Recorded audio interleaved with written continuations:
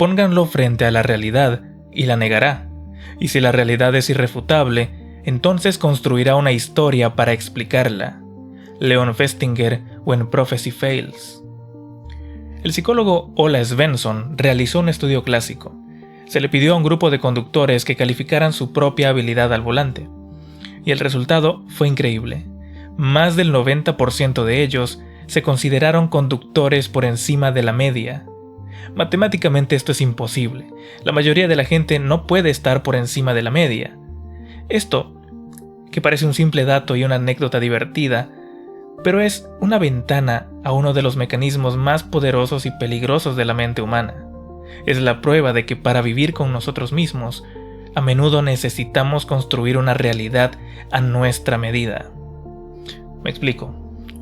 Todos conocemos la mentira simple, la que le decimos a los demás. La mentira que usamos para evitar un problema, para conseguir algo o simplemente para protegernos.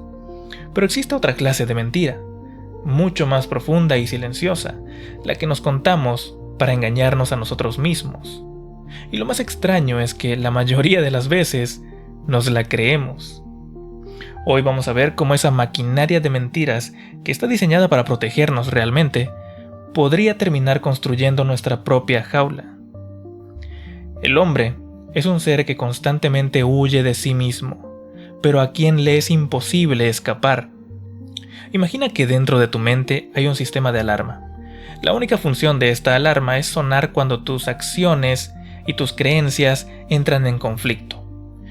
Cuando la imagen que tienes de ti mismo choca con la realidad de lo que haces. Por ejemplo, pensamos, soy una persona responsable y cuido mi salud. Pero al mismo tiempo, fumamos una cajetilla de cigarrillos al día. En ese instante la alarma se dispara. Es una tensión incómoda, un malestar que es profundo, es la sensación de tener dos ideas opuestas en la cabeza al mismo tiempo, y el cerebro odia esa contradicción. O tal vez te consideras una persona valiente, con amor propio, pero llevas demasiado tiempo dejando que te falten al respeto constantemente. La alarma vuelve a sonar. Te ves como alguien talentoso y lleno de potencial, pero sigues atrapado en una situación que no tiene futuro. Y la alarma vuelve a sonar. Este ruido en la cabeza, esta tensión, resulta insoportable. Y cuando suena, la mente tiene dos posibles caminos para apagarla. El primer camino es el más difícil. Implica cambiar la realidad, nuestros actos. Implica dejar de fumar, dejar cualquier relación tóxica. Implica empezar a buscar una nueva meta, pedir perdón a esa persona que herimos. Este camino requiere coraje, esfuerzo y una confrontación directa con nuestros fracasos. Es el camino del crecimiento, por supuesto, pero es un camino difícil, duro y lleno de obstáculos. Y luego está el segundo camino, el camino fácil, más rápido y mucho más sencillo. Si no puedes cambiar la realidad, o no quieres, siempre puedes cambiar la historia que te cuentas sobre ella. Y así la mente se convierte en una máquina de historias. Solamente para apagar la alarma, porque no se cambia la acción, sino la creencia, la historia. El fumador se puede decir a sí mismo, de algo hay que morir. Mi abuelo fumó toda su vida y vivió hasta los 90. O quizás el estrés de dejarlo sería peor para mi salud. De repente esa contradicción se suaviza, el ruido disminuye. La persona que tiene relaciones tóxicas se convence de que en el fondo es así, nadie es perfecto. La persona que no tiene un futuro justifica su inacción pensando que en este momento las cosas van bien, la economía está muy mal para arriesgarse ahora mismo. Cada una de estas justificaciones es una pequeña mentira, es un ajuste en el guión de nuestra vida para que nosotros, el personaje principal, siempre parezcamos coherentes, racionales y que tengamos una justificación. Y esto, por supuesto, no se hace por maldad, pero resulta un gran alivio. Por un momento logramos silenciar esa insoportable alarma interna que nos decía que estamos en conflicto. El problema es que cada vez que elegimos este camino fácil, le damos más poder a la máquina de hacer historias, y menos poder tenemos nosotros mismos. Lo hice yo, dice mi memoria. No pude haberlo hecho yo, dice mi orgullo. y la memoria termina cediendo. Esta máquina de historias tiene dos herramientas poderosas. Vamos a llamarlas el editor de recuerdos y el director de casting. Primero, el editor de recuerdos. Nuestra memoria no es una grabación fiel del pasado. Más bien se parece a un documento de texto que podemos abrir y editar constantemente. Cuando una acción de nuestro pasado nos genera culpa o vergüenza, la forma más sencilla de apagar esa alarma es editar el recuerdo. Si herimos a alguien profundamente, la memoria de ese acto puede causarnos constante dolor. El camino difícil sería aceptar la responsabilidad y pedir disculpas. El camino fácil es el de la máquina de historias. Primero, minimizamos el daño. No fue para tanto, decimos. Luego, puede que alteremos el contexto. Me provocó. Y si la tensión es demasiado fuerte, podemos llegar incluso a borrar el archivo por completo. Repetimos lo que dijo Nietzsche. Mi memoria dice, yo hice eso. Mi orgullo responde, yo no pude haber hecho eso. Y entonces el orgullo es inflexible y siempre gana. Al final, la memoria termina cediendo. A veces la edición incluso es aún más creativa. En lugar de borrar, se inventa cosas. Imagina a alguien cuya vida es un desastre. Sus relaciones fracasan, no tiene un rumbo profesional, se siente estancado. Esto choca con la creencia de que soy una persona inteligente y soy muy capaz. Su alarma interna está sonando fuerte, y para silenciarla el editor de recuerdos tiene que crear un pasado a su medida. Puede tomar pequeñas dificultades y transformarlas en traumas épicos. Puede crear una narrativa de abuso y adversidad, incluso si no existió de esa manera. Porque esa historia tiene un poder inmenso. Transforma el fracaso de su presente en una historia de supervivencia. Ya no es el responsable de su desorden, es un héroe por haber llegado hasta aquí a pesar de todo lo que pasó.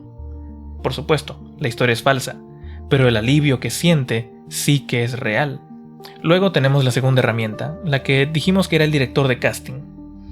A veces, para justificar nuestras acciones, no hace falta que cambiemos el pasado, sino cambiar a las personas que nos rodean. Los convertimos en personajes que encajan con nuestra historia. Pensémoslo. Esto es algo terriblemente humano. A menudo, empezamos a odiar a las personas a las que les hicimos daño, porque si le causas mal a alguien que es bueno e inocente, la alarma de la contradicción, soy una buena persona pero le he hecho algo cruel a alguien inocente, te explota la cabeza. La solución más fácil es cambiar al personaje de la víctima. Este director de casting interno empieza a trabajar, reúne pruebas para demostrar que esa persona no es tan inocente. Es un manipulador, o quizás se lo buscó, o peor aún, se lo merecía.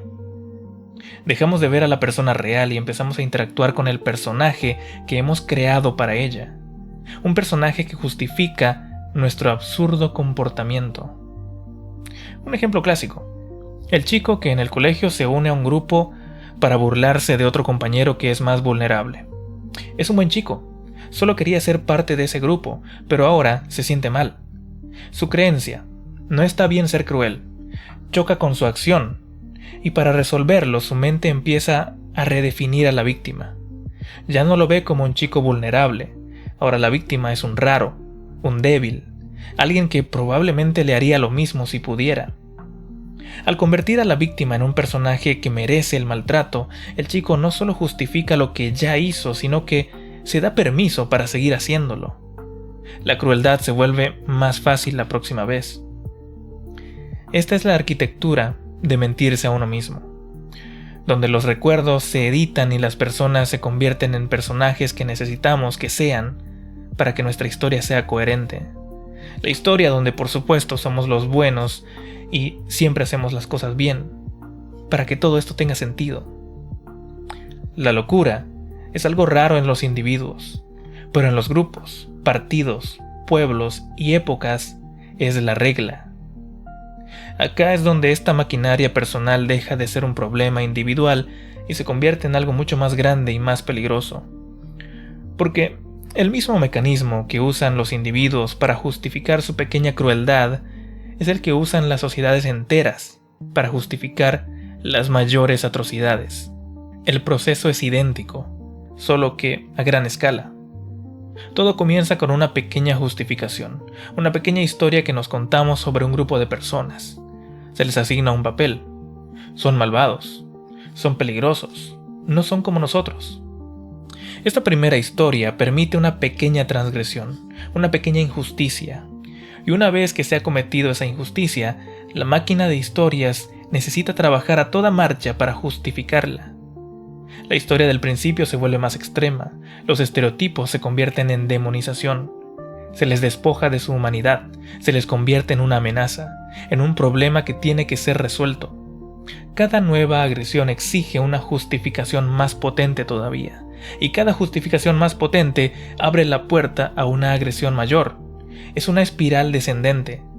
Lo que empieza con un chico justificando sus burlas en el patio del colegio, si se amplifica a nivel social, termina con naciones enteras justificando la persecución y el exterminio. La lógica es exactamente la misma. Para hacerle daño a alguien, primero tienes que convertirlo en tu mente en alguien que se lo merezca. La maquinaria de nuestra cabeza que nos da un alivio personal y momentáneo es la misma que tiene el poder de fracturar al mundo. Cada pequeña mentira que nos contamos para sentirnos mejor con nosotros mismos es una práctica, es un entrenamiento para aceptar mentiras más grandes. Si adormecemos nuestra propia alarma interna, perderemos la capacidad de escuchar la alarma cuando suene a nuestro alrededor. La gente no soporta la luz, prefiere la penumbra familiar de sus propias mentiras porque en la oscuridad no tienen que verse a sí mismos. Vivimos dentro de las historias que nos contamos, historias sobre quiénes somos, sobre de dónde venimos y sobre por qué hacemos lo que hacemos. Estas historias nos dan coherencia, nos protegen del caos de nuestras propias contradicciones y nos dan una paz muy tentadora.